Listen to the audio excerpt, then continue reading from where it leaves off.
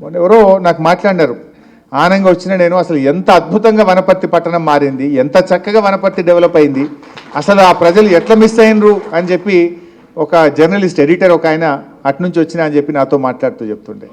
మనం అనుకున్నాం ఆ మర్రన్న ఓడిపోతాడని, కలలో కూడా మనం అనుకోలే. ఇక అట్లా కొల్లాపూర్ కానీ, మన అచ్చంపేట కానీ, మనం ఎప్పుడు కూడా కల్వకుర్తి కానీ, మహబూబ్ నగర్ టౌన్ కానీ, సీనన్నది కానీ ఎప్పుడూ అనుకోలే. కానీ దురదృష్టం కొన్ని జరిగినాయి. సో దాన్ని మరి బాధపడాల్సిన అవసరం లేదు. ప్రజలు కూడా ఇప్పుడు ఆలోచనలో పడ్డారు.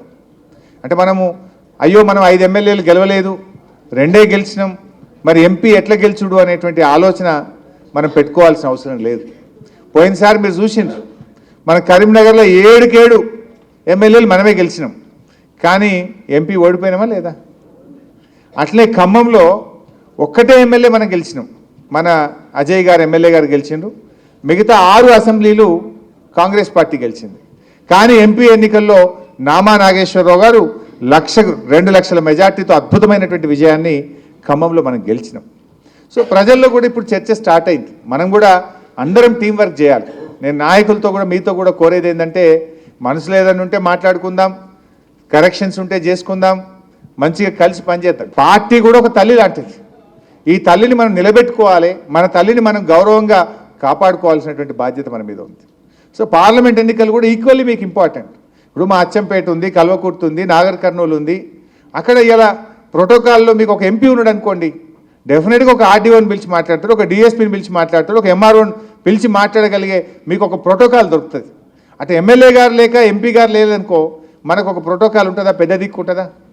అందువల్ల మనం అందరం పట్టుదలతోని కసితోని ఖచ్చితంగా మా ఎంపీ మాకు ఉండాలి, మాకు ఒక ప్రజాప్రతినిధి, మాకు ఎమ్మెల్యే మిస్ అయినా ఎంపీని మేము గెలిపించుకుంటామనేటువంటి ఒక పట్టుదల మీ అందరిలో కూడా ఉండాల్సినటువంటి అవసరం ఉంది.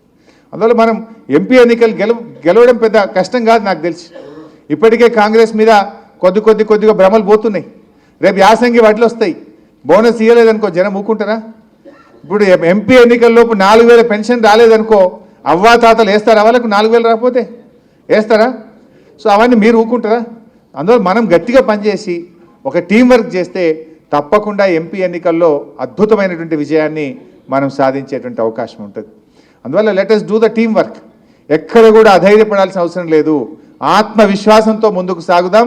ఖచ్చితంగా నాగర్ కర్నూలు పార్లమెంటు మీద గులాబీ జెండా ఎగరేసి మన సత్తా చాటాలని చెప్పి కూడా నేను మీ అందరికి పిలుపునిస్తా ఉన్నా. ఆ టీం వర్క్తో ముందుకు పోదాం.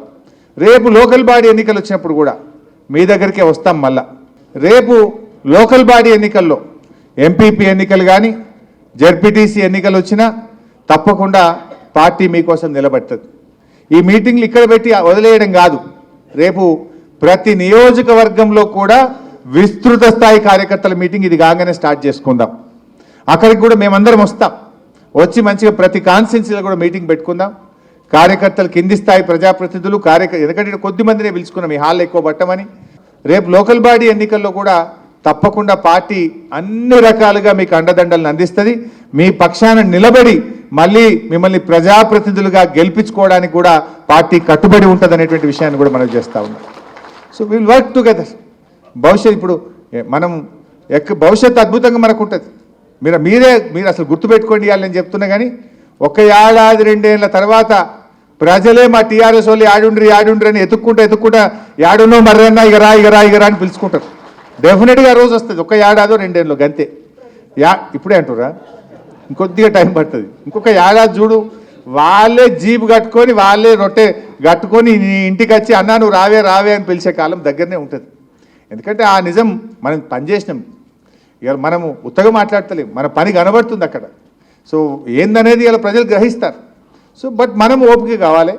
మనము ఎక్కడ కూడా ధైర్యాన్ని కోల్పోకుండా అందరం కలిసికట్టుగా చక్కగా ముందుకు పోవాల్సినటువంటి అవసరం ఉంది. సో ఇంకా మీ ఎక్కువ టైం తీసుకోకుండా మరి అందరు కూడా వచ్చారు. మరొక్కసారి నేను అందరికీ పేరు పేరున స్వాగతం సుస్వాగతం తెలియజేస్తూ